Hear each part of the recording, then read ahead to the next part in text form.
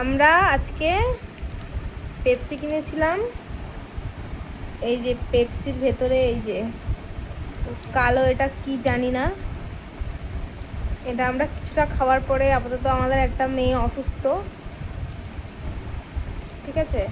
আর পেপসির এই যে তলে ভালো করে দেখলে পরে বোঝা যাবে, এই যে সাদা সাদা কি একটা আছে। আমরা এই যে সাদা সাদা, বোঝা যাচ্ছে কিনা জানি না, সাদা সাদা এই যে কি একটা আছে। আর আর বাকি পেপসিগুলো দাও, বাকি পেপসিগুলো দাও।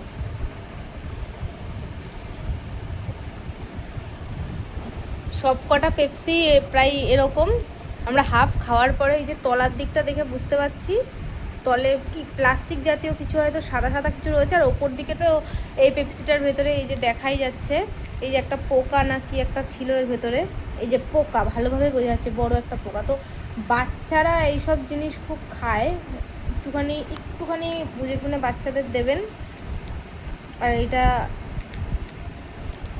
একটুখানি দেখবেন আপনারা কেন এরকম হচ্ছে। যারা এগুলো বানায় কেয়ারফুলি যেন বানায়। অনেক আমরা ছোটোবেলায় প্রচুর এই সমস্ত খেয়েছি, আমার চোখে এই ফার্স্ট টাইম পড়লো এরকম। তো একটুখানি দেখবেন।